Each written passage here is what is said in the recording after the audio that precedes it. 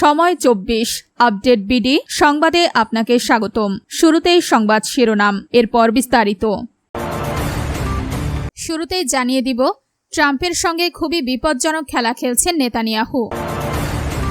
এরপর জানিয়ে দিব, রাশিয়ার হয়ে যুদ্ধ করতে গিয়ে পেরুর 11 নাগরিক নিহত, নিখোঁজ 114।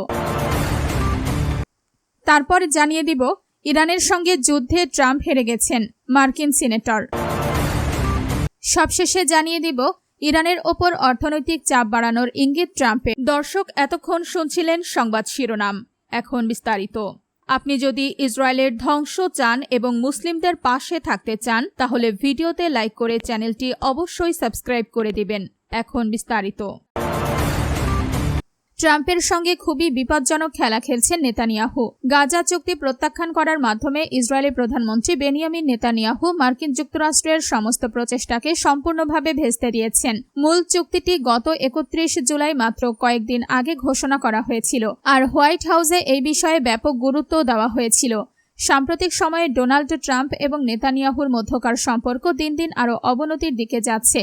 চলতি বছরের শুরুর দিকে দুজনের মধ্যে অত্যন্ত উত্তপ্ত ও গালিগালাজপূর্ণ একটি ফোন আলাপ হয়েছিল, যেখানে প্রেসিডেন্ট ট্রাম্প ইসরায়েলি প্রধানমন্ত্রীকে অত্যন্ত কড়া ভাষায় তিরস্কার করেছিলেন। ট্রাম্প এমন একজন প্রেসিডেন্ট যিনি বিশ্ব মঞ্চে বিশেষ করে নিজের অবমূল্যায়ন বা অসম্মান কোনোভাবেই সহ্য করেন না। ফলে ইসরায়েলি প্রধানমন্ত্রীর জন্য এটি একটি অত্যন্ত বিপজ্জনক খেলা হতে পারে। রাশিয়ার হয়ে যুদ্ধ করতে গিয়ে পেরুর 11 নাগরিক নিহত, নিখোঁজ 114। রাশিয়া ইউক্রেন যুদ্ধে অংশ নিয়ে পেরুর 11 জন নাগরিক নিহত হয়েছেন। এছাড়া নিখোঁজ রয়েছেন আরও 114 জন। রোববার 9 আগস্ট পেরুর পররাষ্ট্র মন্ত্রণালয় এই তথ্য জানিয়েছে। খবর আনাদোলুর।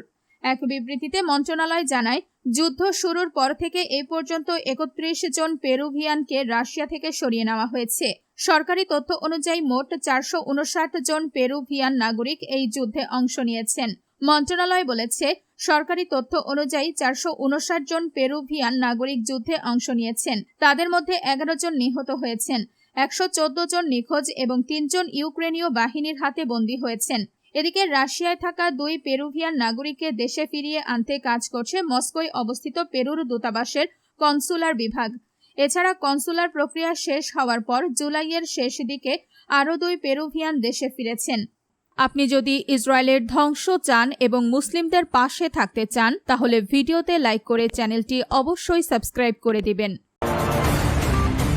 ইরানের সঙ্গে যুদ্ধে ট্রাম্প হেরে গেছেন, মার্কিন সিনেটর। মার্কিন প্রেসিডেন্ট ডোনাল্ড ট্রাম্প ইরানের সঙ্গে যুদ্ধে হেরে গেছেন বলে মন্তব্য করেছেন ডেমোক্র্যাট সিনেটর ক্রিস মার্ফি। তার দাবি, যুদ্ধ যত দীর্ঘ হচ্ছে যুক্তরাষ্ট্র ততই দুর্বল হচ্ছে এবং ইরান শক্তিশালী হয়ে উঠছে। স্থানীয় সময় রোববার 9 আগস্ট সংবাদ মাধ্যম এনবিসিকে দেওয়া এক সাক্ষাৎকারে মার্ফি বলেন, আমেরিকা দুর্বল হচ্ছে, ইরান শক্তিশালী হচ্ছে।